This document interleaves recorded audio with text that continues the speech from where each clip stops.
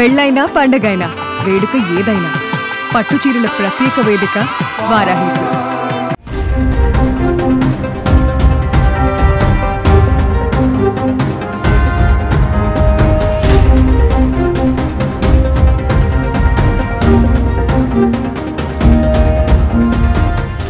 అభివృద్ధికి ఆకాశాన్ని తాకే భవనాలకు ప్రతీకగా నిలిచే హాంకాంగ్ నగరం ఇప్పుడు ఒక పెను విషాదంతో తలవంచుకుంది.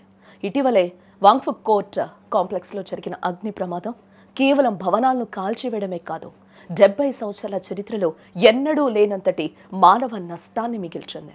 ఈ ఘటనలో 94 మంది సజీవ దహనమయ్యారు. ఇంకా వందలాది మంది ఆచూకీ లభించకపోవడం ఆందోళన కలిగిస్తోంది. ఒక భారీ నగరం యొక్క భద్రతా లోపాలను ఈ దుర్ఘటన ఎలా ఎత్తి చూపింది? కారణాలేంటి ఇప్పుడు చూద్దాం.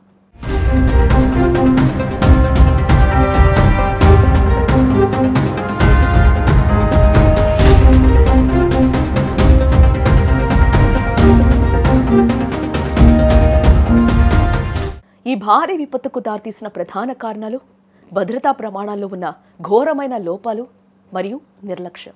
కన్స్ట్రక్షన్ నిర్లక్ష్యం. ప్రమాదం జరిగిన సమయంలో టవర్లు పునరుద్ధరణ పనుల్లో ఉన్నాయి.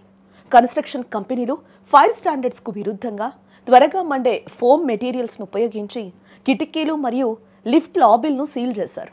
ఈ అన్సేఫ్ మెటీరియల్స్ నుంచే మంటలు సులభంగా ప్రారంభమయ్యాయి.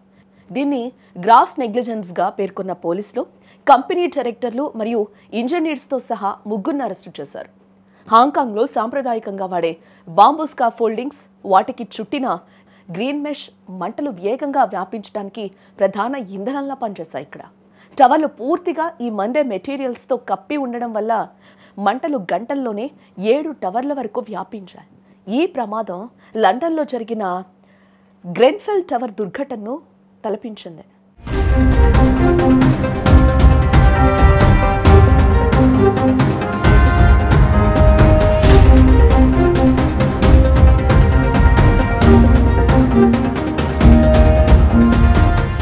(1983) నిర్మించిన ఈ కాంప్లెక్స్లో పాత వైరింగ్ లేదా ఓవర్లోడ్ సర్క్యూట్స్ కారణంగా ఎలక్ట్రికల్ ఫాల్ట్స్ కూడా మంటలు ప్రారంభం కావడానికి ఒక కారణమై ఉండొచ్చని భావిస్తూ ఉన్నారు.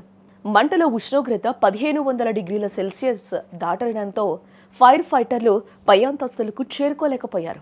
కూలిపోతున్న వెదురు పరంజాలు మరియు దట్టమైన స్మోక్ రెస్క్యూ ప్రయత్నాలను అడ్డుకోవడంతో పాటు ఒక 37 ఏళ్ల ఫైర్ ఫైటర్ ప్రాణాలు కోల్పోవడానికి కారణమైంది.